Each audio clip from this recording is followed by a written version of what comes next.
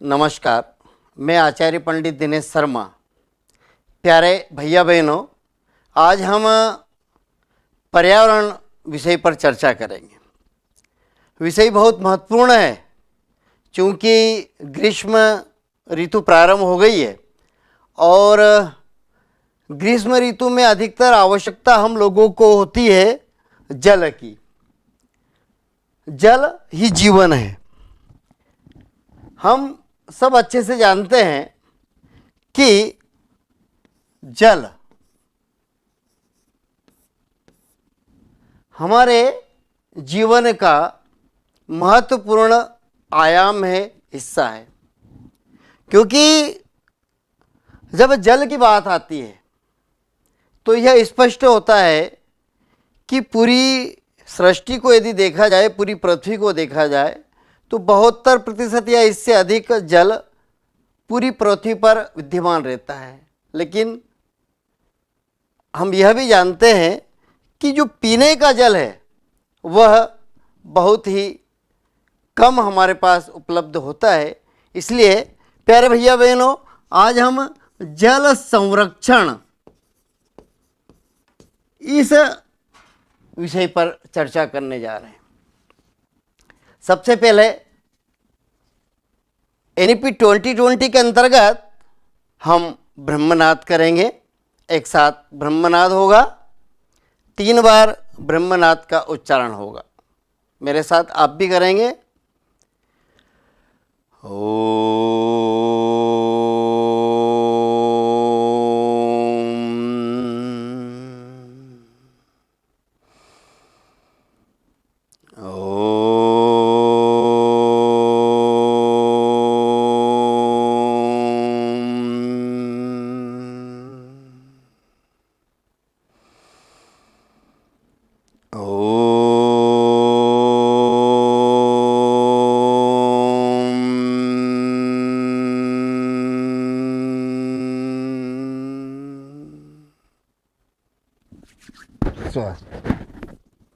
प्यारे भैया बहनों, जब किसी कार्य को हम करते हैं तो सर्वप्रथम हमें ब्रह्मनाद करना चाहिए, ध्यान करना चाहिए।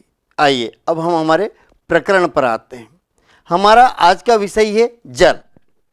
क्या यदि हम NEP 2020 के अंतर्गत बात करते हैं तो बात आती है लर्निंग आउटकम से की, सीखने के प्रतिफल।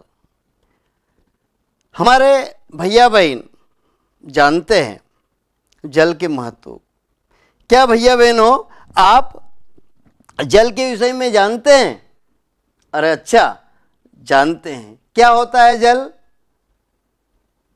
पानी बोलते हैं, वाटर बोलते हैं। और जल जो हमारा होता है, क्या उसका उपयोग आप जानते हैं?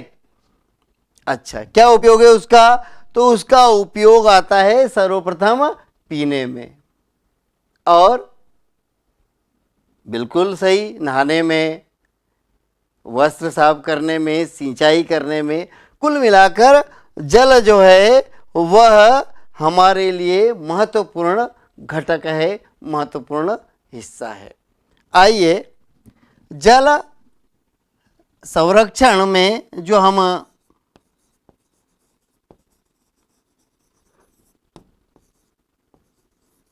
लर्निंग आउटकम निकालेंगे वह होंगे कि हमारे जो भैया बहन हैं, विद्यार्थी जल के बारे में जानते हैं। इस प्रकार बहुत सारे लर्निंग आउटकम निकल कर आते हैं। जल के महत्व को विद्यार्थी जानते हैं। अब यहाँ पर जो सबसे महत्वपूर्ण आउटकम निकल कर आएगा वह है जल संरक्षण और इसी पर पर्यावरण संरक्षण। पर्यावरण संरक्षण भी अति महत्वपूर्ण है, यह निकल कर आएगा। प्यारे भैया बहनों, आज हम जल संरक्षण के बारे में पढ़ेंगे। जल,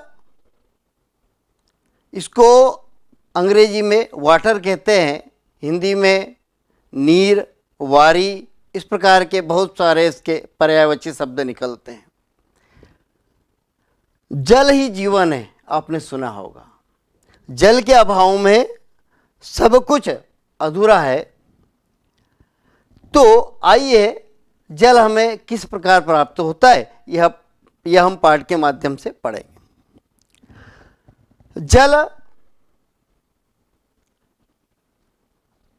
इस पृथ्वी को संचालित करने का महत्वपूर्ण घटक है। जैसे कि हमने श्री रामचरितमानस में एक चौपाई सुनी है, क्षिति जल पावक गगन समीरा, पंच निमित यह अधम शरीरा।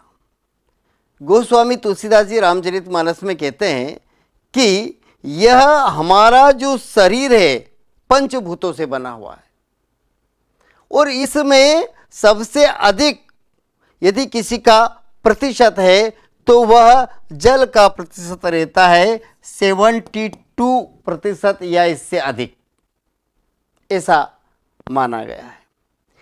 चूंकि ग्रीष्मकालीन का समय चल रहा है, ग्रीष्म ऋतु है, और इस समय जल की महत्ता और बढ़ जाती है। प्यारे भैया बहनों, प्यारे विद्यार्थियों, जल के स्रोत कौन से होते हैं? तो हम जानते हैं कि जल के स्रोत नदियाँ होती है, कुएं होते हैं, बावड़ी होती है, तालाब होते हैं, ट्यूबवेल होते हैं, और हमारे घर जो जल आता है उसकी एक जल नल की व्यवस्था होती है, जिसके अनुसार हम हमारे घर पर जल। अब जल के कई प्रकार होते हैं। जल को हम कई प्रकार के संसाधनों के द्वारा कई प्रकार की चीज़ों को बनाने में, उसका विनिर्माण करने में, निर्माण करने में उपयोग करते हैं।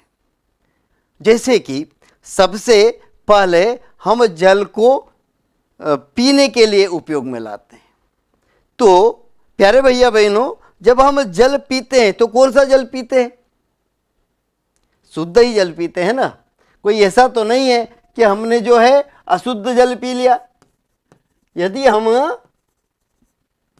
अशुद्ध जल पीते हैं तो क्या होता है? अशुद्ध जल यदि हम पीते हैं तो हमें बीमार होने की संभावना हमारी अधिक बन रहती है। क्यों बन जाती है? कारण यह है कि जो हमारे शरीर को जो जल चाहिए, हमारा शरीर जिस जल को एडॉप्ट करता है और वह हमारे शरीर की आंतरिक शुद्धता करता है, वह जल शुद्ध ही होना चाहिए। लेकिन यदि वह जल प्रदूषित है, वह जल कहीं न कहीं अशुद्ध है, उसमें किसी पदार्थ की अधिक मात्रा विद्यमान है, तो निश्चित रूप से वह जल हमारे शरीर के लिए हानिकारक होता है।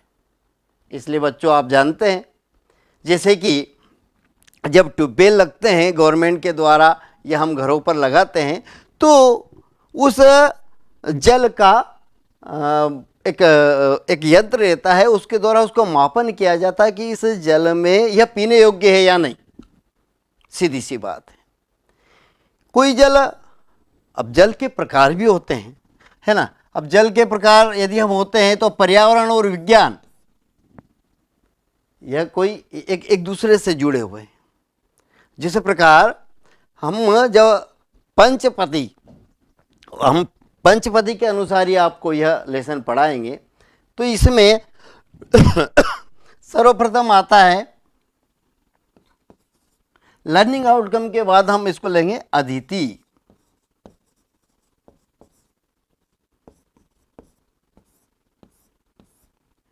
अब अदिति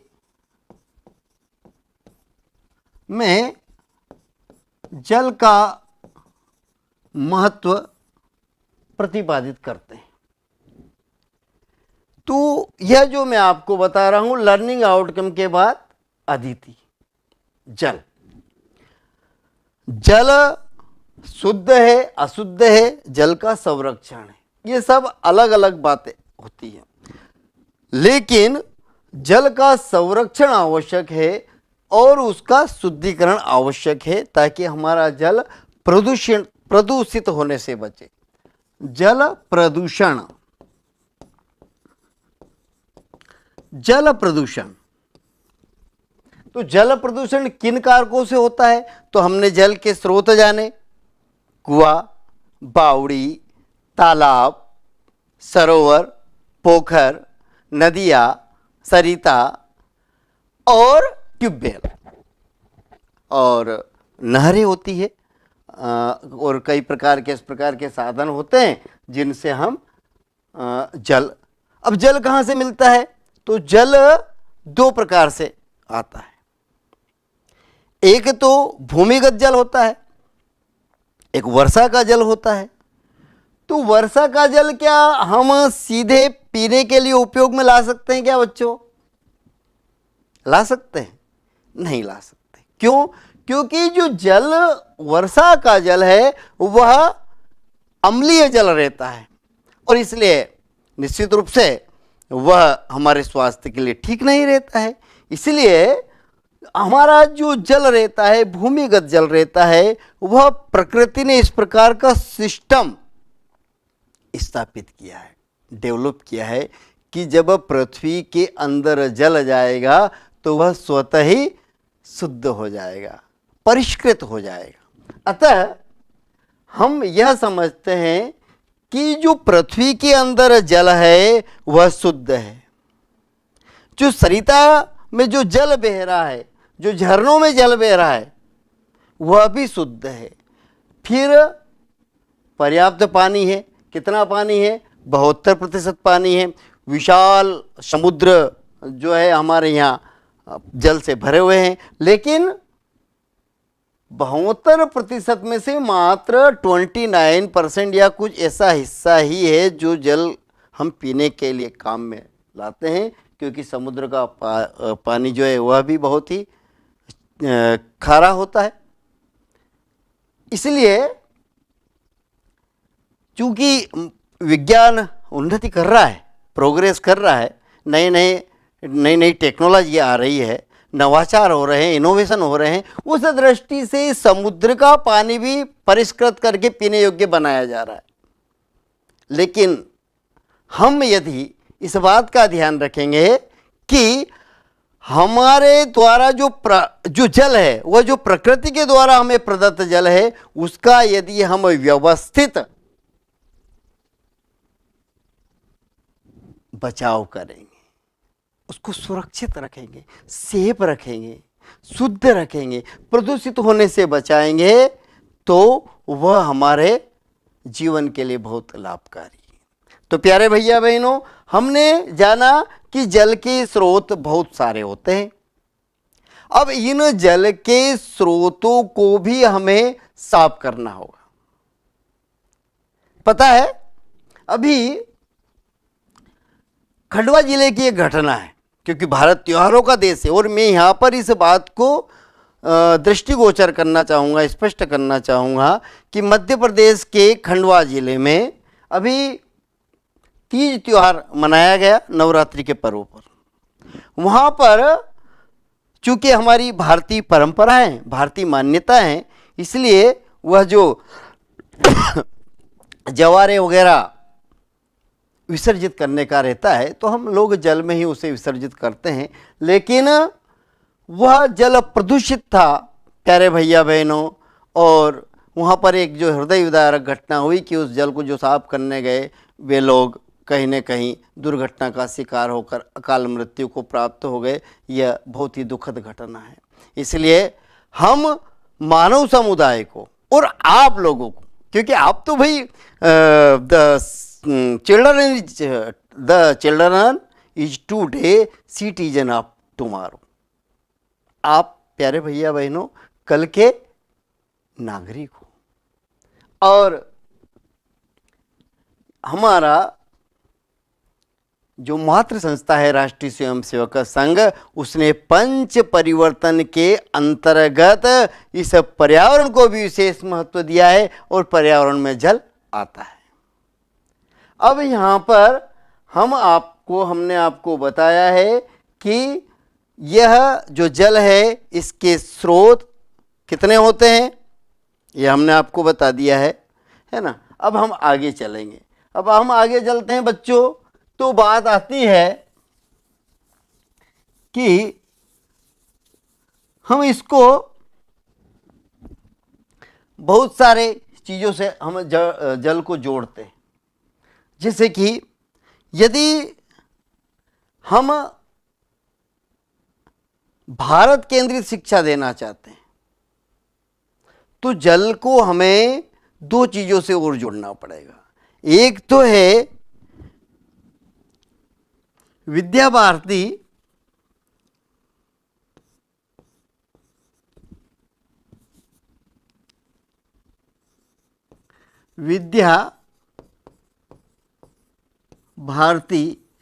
की जो समग्र विकास की संकल्पना है, समग्र विकास, उससे हम जोड़ेंगे। तो समग्र विकास में क्या है,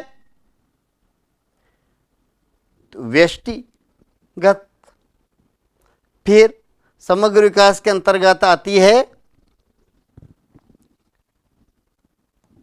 समष्टि, व्यष्टि हो गई, समष्टि हो गई, और फिर सृष्टि हो गई और परमेष्टि हो गई। विद्या भारती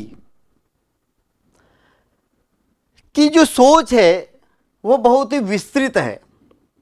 वसुदेव कुटुंबकम की भावना हमारे यहाँ पर पहले से ही हमारे ऋषि मुनियों ने यह व्यवस्था दी है, जिसे हम विद्या भारती के माध्यम से पूरे विश्व को देना चाहते हैं। प्यारे भैया बहनों, समग्र विकास में केवल विद्या भारती यह नहीं चाहती है कि विद्या भारती के विद्यालयों में पढ़ने वाले भैया बहन केवल उनका विकास करे, केवल उनका ही विकास नहीं करे, व्यक्तिगत नहीं, वह आगे जाए, समाज की ओर बढ़े। समाज की ओर बढ़ने के बाद वह उसकी चिंता करे, उसके समाज की चिंता करे, और उसके बाद उसका जो दायरा है वह बढ़ता चला जाए, और बढ़ता चलने के बाद वह विश्व की भलाई करते हुए परम तत्व की ओर प्राप्त हो। तो यहाँ पर यदि हम इस परिदृश्य में यदि हम देखते हैं तो क्या होता है कि जो हमारा जल है वह हमारा जल इस दृष्टि से समग्र विकास की कल्पना को यदि हम ध्यान में रखते हैं तो केवल हमको हमारा ही फायदा नहीं करना है, बल्कि इस जल को पूरी सृष्टि के लिए हमें संरक्षित और संरक्षित करना है। उसी प्रकार यदि हम आगे आते हैं और आगे बढ़ते हैं तो हमारा एक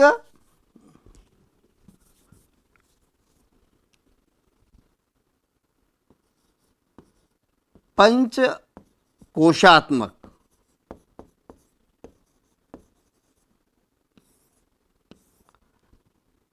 यह विषय भी आता है। अब पंचकोशात्मक विषय जो है वह है सर्वांगीण विकास की संकल्पना, अर्थात बच्चों का सर्वांगीण विकास हो। सर्वांगीण विकास से उसका तात्पर्य क्या रहता है, तो सर्वांगीण विकास से तात्पर्य यहाँ पर जो विद्या भारती ने जोड़ा है वह उसमें 5 विषय जोड़े हैं। सर्वप्रथम है अन्नमय कोश, फिर है प्राणमय कोश, मनोमय कोश, विज्ञानमय कोश और आनंदमय कोश। इस प्रकार की जो 5 कोश है उसमें सर्वप्रथम जो हमारा अन्नमय कोश है वह विद्या भारती के 5 आधारभूत विषयों को, ये जो 5 विषय है उससे आधारभूत विषय से रिलेटेड है। जैसे कि सर्वप्रथम अन्नमय कोश है वह शारीरिक से जुड़ा हुआ है। यदि आप सही अन्न को ग्रहण करते हैं तो आपका शारीरिक विकास सुदृढ़ होगा। इस प्रकार प्यारे भैया बहनों, हमारी जो विद्या भारती की सर्वांगीण विकास की परिकल्पना है वह यह है कि व्यक्ति का सर्वांगीण विकास होना चाहिए। यदि वह शुद्ध भोजन करेगा तो उसका शरीर स्वस्थ रहेगा, और जब शरीर स्वस्थ रहेगा तो उसकी प्राण शक्ति मजबूत होगी। नहीं तो क्या होता है कि 2 मिनट यदि वो खड़ा रहता है तो उसको चक्कर आते हैं, है ना। आजकल क्या होता है जनरली कि माँ जो कहती है नहीं नहीं बच्चा धूप में मत जा, यदि धूप में जाएगा तो तुझे चक्कर आ जाएंगे। कुल मिलाकर माँ बच्चों को कमजोर बना रही। इसलिए यहाँ पर विद्या भारती में जो पंचकोशात्मक के विकास की संकल्पना की गई है, वह संकल्पना इसलिए है कि हमारा जो बच्चा है, जो इस देश का नागरिक बनने जा रहा है, उसकी प्राण शक्ति भी मजबूत हो। फिर वह जो अन्न खाता है वह सात्विक होता है, तो सात्विक अन्न खाएगा तो शरीर सुदृढ़ रहेगा। भाई हम शाकाहारी है, इसलिए हमारा शरीर भी शाकाहारी भोजन को ही पचाने की क्षमता रखता है, और इस प्रकार हमारे प्राण मजबूत होंगे। प्राण मजबूत होंगे तो फिर हमारा जो है मन है वह भी एकाग्रचित होता है। हम कहते हैं ना, हमारे बड़े बुजुर्ग कहते हैं कि मन लगाकर अध्ययन करना। अब जब मन लगाकर अध्ययन करेगा तो वह ठीक से पढ़ेगा।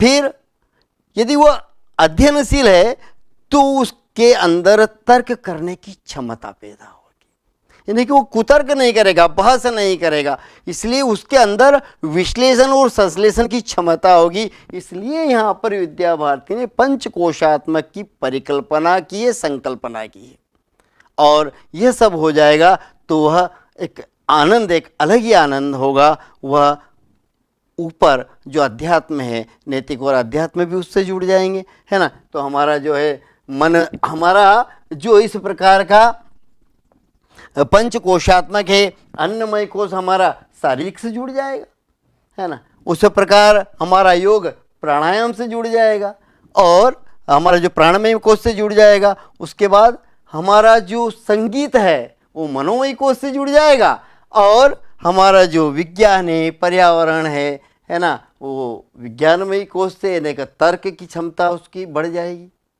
और इसी प्रकार जब वह इन सबको प्राप्त कर लेगा तो उसे सहज ये आनंद प्राप्त होगा, और वह परमेष्टि की ओर अर्थात परम तत्व की ओर, जहाँ पर वह नैतिक और आध्यात्मिक, क्योंकि हमारी भारतीय संस्कृति है कि हम लोग जो है खुद भूखे रहकर दूसरे को खिलाना, वही भारतीय संस्कृति है, वही नैतिक एवं आध्यात्म है। इस प्रकार यह इन समग्र परिकल्पना, समग्र विकास और सर्वांगीण विकास दोनों को ही ध्यान में रखते हुए हम जल का, अब इसमें एक बात और मुझे ध्यान में आ रही है, जैसे कि हमारे जो ईश्वर है, जिनको हम श्रद्धापूर्वक पूजते हैं और जिनके बताए गए मार्ग का हम अनुसरण करते हैं, जैसे हमारे भोलेनाथ, यह अवंतिका है,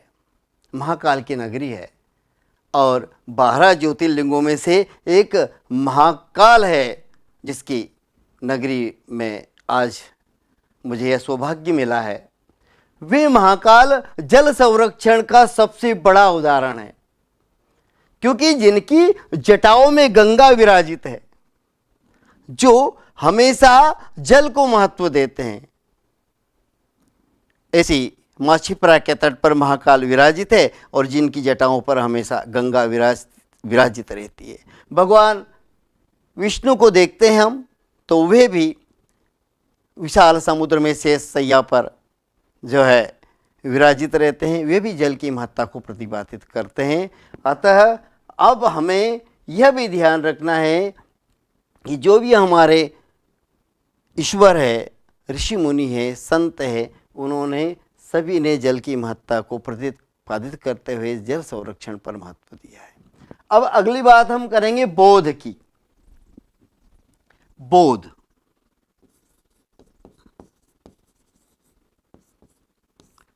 फिर अभ्यास, प्रयोग और प्रसार। अच्छा बच्चों, तो मैंने जो अभी तक आपको समझाया, क्या वह आपको ध्यान में आया? क्या क्या ध्यान में आया जरा बताइए। तो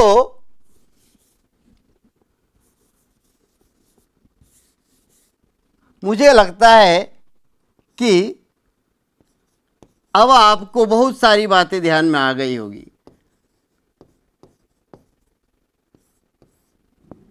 जल के स्रोत के बारे में आप जान गए, जल के महत्व के बारे में आप जान गए। तो मैं आपसे एक प्रश्न पूछता हूं कि जल के कितने प्रकार होते हैं? अच्छा पता है आपको जल के कितने प्रकार होते हैं? 2 प्रकार होते हैं। कौन कौन से? अच्छा, एक पीने के काम में आता है और एक पीने के काम में नहीं आता। तो जो पीने के काम में आता है उस जल को क्या कहते हैं? मधुर जल, मृदु जल। अच्छा अच्छा, मीठा पानी भी बोलते हैं ना अपने इसमें। तो और एक कठोर जल रहता है। उसी प्रकार वह जो मृदु जल रहता है वह उसे हमारा शरीर एडॉप्ट कर लेता है और वह हमारे शरीर के लिए बहुत ही उत्तम माना गया है। और जल किन तत्वों से बना है और इसके कितने रूप हो सकते हैं पता है आपको? कौन बताएगा? अच्छा, कितने रूप हो सकते हैं? अरे हाँ, क्योंकि अब तो गर्मी का विषय चल रहा है, गर्मी का समय चल रहा है, इसलिए आपको पता होना चाहिए कि हम बर्फ का उपयोग करते हैं ना हर चीज में बर्फ का उपयोग। जैसे कि अभी हम कोई लस्सी बनाते हैं, लस्सी पीते हैं, उसमें बर्फ का उपयोग होता है। बर्फ के गोले खाते हैं ना बर्फ के गोले, और श्रीखंड खाते हैं, शिकंजी पीते हैं, उन सब में भी बर्फ का उपयोग होता है। तो यह किसका रूप है? जल का ही रूप है। तो इस प्रकार जल 3 अवस्थाओं में पाया जाता है। जल कितने अवस्थाओं में पाया जाता है? 3 अवस्थाओं में पाया जाता है, ठोस, द्रव और गैस। बहुत बढ़िया प्यारे भैया बहनों, तो आपने इस जल के प्रकारों को भी बताया। अब हम चलते हैं, तो अब आपको हम अभ्यास के लिए देंगे कि आपको कक्षा में आपको इस प्रकार के हम 2-2 समूह बना रहेंगे और उन 2-2 समूह में हम यह तय करेंगे कि आपको जल के बारे में प्रश्न प्रति प्रश्न करना है। ठीक है, वो हम आपको 5 मिनट का समय देंगे, उसमें आप करेंगे। तत्पश्चात हम एक बार फिर से वही बात दोहराएंगे जो हमारा अभ्यास होगा। ठीक है ना? इसको हम कैसे दोहराएंगे अभ्यास को, तो सुन लीजिए, है ना। अब भैया हमने किसके बारे में पढ़ा आज? जल के बारे में पढ़ा, है ना। और जो जल है वह कई स्रोतों में पाया जाता है, उसके कई स्रोत होते हैं, जैसे कि कुआं, सरिता, पोखर, सरोवर, ट्यूबवेल, नहर, इस प्रकार के और भी हैंडपंप संसाधन हो सकते हैं। बहुत अच्छी बात है। और जल के उपयोग के बारे में हमने पढ़ा, है ना। तो जल के उपयोग के बारे में क्या पढ़ा? तो जल से हम सिंचाई करते हैं, कपड़े धोते हैं, हम जो है जल से साफ सफाई भी करते हैं। इस प्रकार कई कार्य हम जल से करते हैं। और क्या क्या हम जल से करते हैं यह आपको घर पर करना है। ठीक है प्यारे भैया बहनों, अब आप प्रयोग करेंगे। हम आपको गृह कार्य दे रहे हैं कि आप प्रयोग यह करेंगे कि जल का संरक्षण कैसे हो। यह जल का संरक्षण ही अच्छा, जल का संरक्षण कैसे हो, कौन बताएगा? कोई बताएगा? अच्छा, एक बात बताइए कि अच्छा खड़े हो भैया, है ना, यदि हम आपसे बोले कि आप कुछ खाद्य सामग्री बना सकते हो, चाय बना सकते हो भाई ना, आप बना सकते हो ना, और कॉफी बना सकते हो, बना सकते हो, और अच्छा आप चपाती भी बना सकते हो, लेकिन मुझे ये बताइए कि जल कौन बना सकता है? उस भैया को मैं इनाम दूंगा, है ना। जल कैसे बनता है यह मेरा प्रश्न नहीं है, जल कौन बना सकते हैं यह मेरा प्रश्न है। अरे आप तो सब शांत हो गए, चुपचाप हो गए, लेकिन नहीं, क्योंकि यह हम नहीं कर सकते हैं। इसलिए प्यारे भैया बहनों, हमें एक बात का ध्यान रखना है कि जिसका हम उत्पाद ही नहीं कर सकते हैं उसका हमको क्या करना होगा? संरक्षण। जल का संरक्षण ही जल का उत्पाद है, बिजली का संरक्षण ही बिजली का उत्पाद है। तो प्यारे भैया बहनों, आज से आपको ध्यान रखना है कि अब आप आज से ही नहाने में, हमारे वस्त्र में जल का किसी भी प्रकार, किसी भी तरीके से हमें सदुपयोग करना है, दुरुपयोग कदापि नहीं करना है। यह ही आज हमने यह लेसन पढ़ा है, यह जो पाठ पढ़ा है, यह उस तभी सार्थक हो सकेगा। अब हम जो एनईपी 2020 के अंतर्गत पंचपदी के अनुसार जो शिक्षण करते हैं, हमारा जो लर्नर प्लान बना है बच्चों, इसको हमने कम समय में समेटने का प्रयास किया है। लेकिन अब आपका यह काम है कि यह जो प्रसार है, इस प्रसार में स्वाध्याय और प्रवचन दो चीज आती है। अतः अब आपको जल के ऊपर स्वाध्याय भी करना है और जल किस प्रकार बचे वह आपको समाज में जाकर इस बात को बढ़ाना है, आगे बढ़ाना है, जल की उपयोगिता, महत्व बताना है। और आप कई तरीके अपना सकते हैं, जिसे कि आपके परिवार के लोगों को समझाएंगे, नुक्कड़ सभा करके, लघु नाटिका करके, इस प्रकार आपस में आप चर्चा करके और स्वयं जल का सदुपयोग आप करेंगे। इस प्रकार का आपको स्वाध्याय और प्रवचन भी करना है। आपने क्या क्या जाकर समाज में आप एक सप्ताह के अंतर्गत करेंगे वह आप हमें नोट करके लाएंगे।